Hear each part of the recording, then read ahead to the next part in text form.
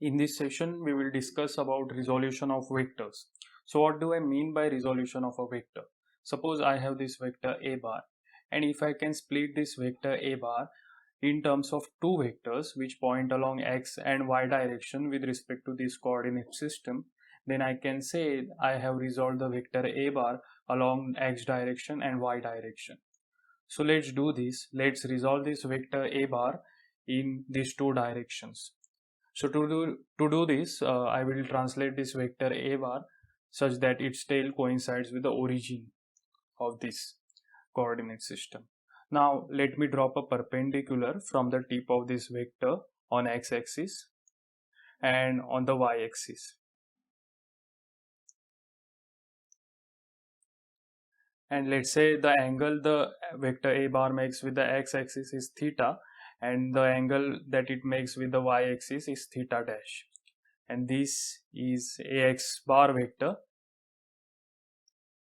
and this is ay bar vector.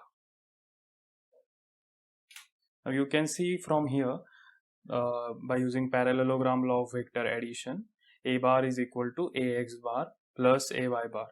Or you can see from triangle law of vector addition also, that is, if I translate this vector ay bar such that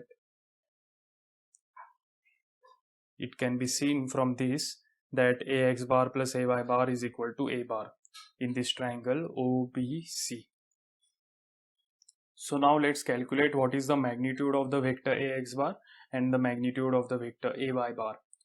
So in this triangle OBC, you can see cos theta is equal to ax upon a. So ax is equal to a cos theta.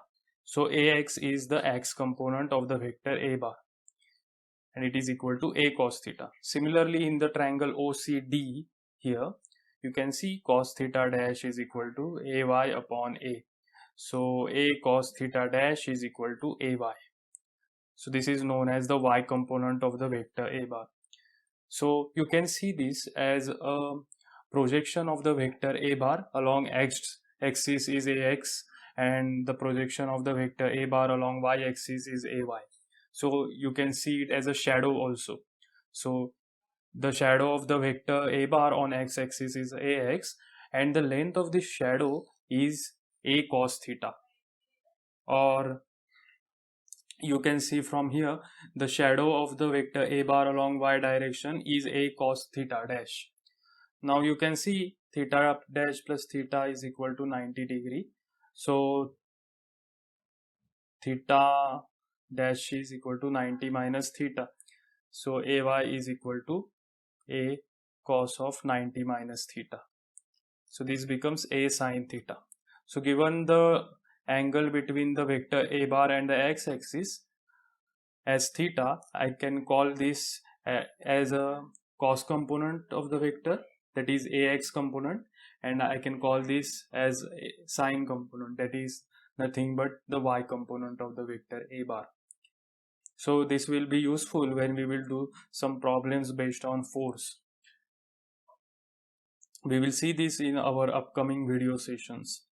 So now I know what is the x component of the vector a bar and y component of the vector a bar. Now let's write the magnitude of the vector a bar in terms of x component and y component of the vector a bar. So in this triangle OBC, you can see a square is equal to ax square plus ay square using Pythagoras theorem. So a is equal to square root of ax square plus ay square. This is the magnitude of the vector a bar in terms of the components ax and ay. Now it is not necessary that you have to always find the shadows or the components of the vector along x direction and y direction. You can also find the components of the vector along any arbitrary vector. For example, if I have this vector p bar, and if I want to know the component of this vector along this vector r bar, so what I will do is I will drop a perpendicular from the tip on the vector r bar, and let's say this triangle is OAB.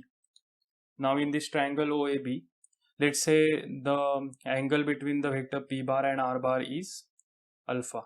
So you can see cos alpha is equal to OA, adjacent side, upon hypotenuse, which is modulus of vector p bar.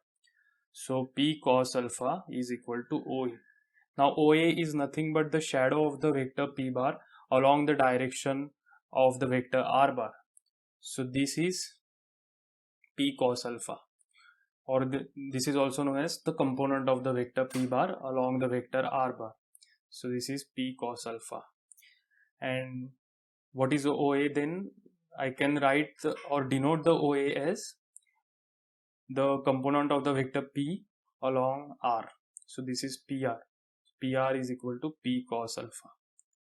Now again you can repeat this exercise for another vector. Suppose I have this another vector S bar, and let's say this is angle beta.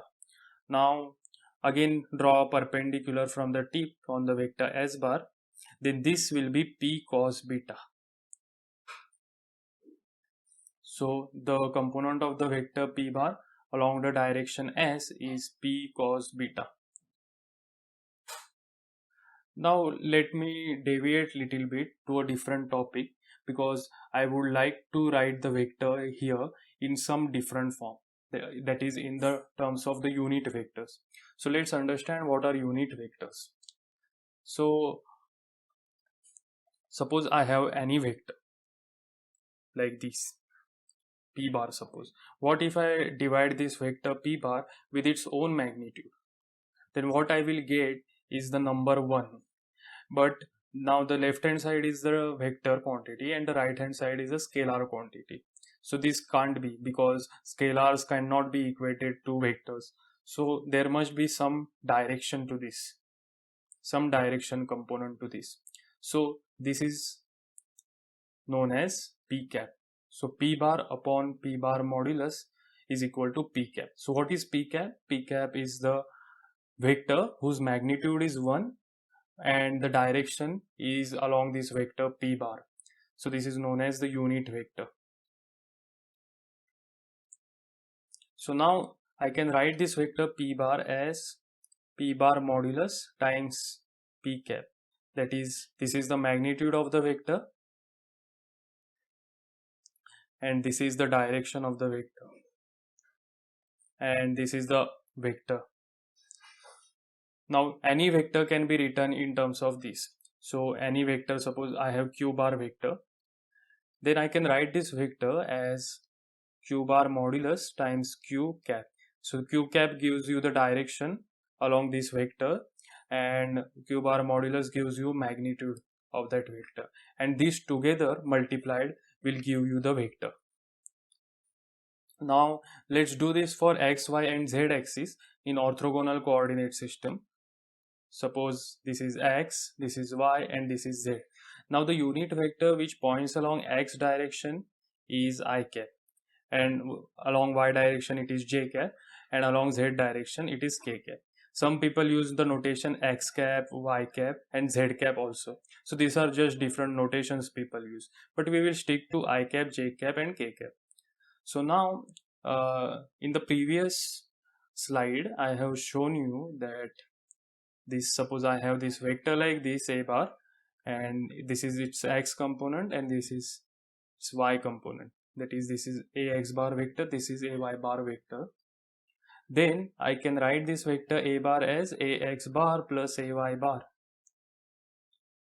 Now a bar can be written, ax bar can be written as ax times I cap, plus ay bar can be written as ay times j cap.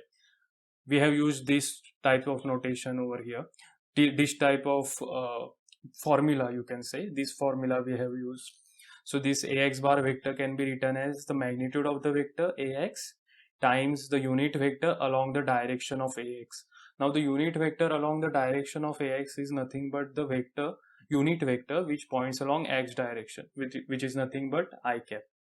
So I have used I cap. Similarly, I have used ay bar to be ay magnitude times j cap, which is the direction of the unit vector along x-axis. So this is how I will denote the vector in terms of the unit vectors. Now let's talk about some operations on the operations in terms of this unit vector formulation.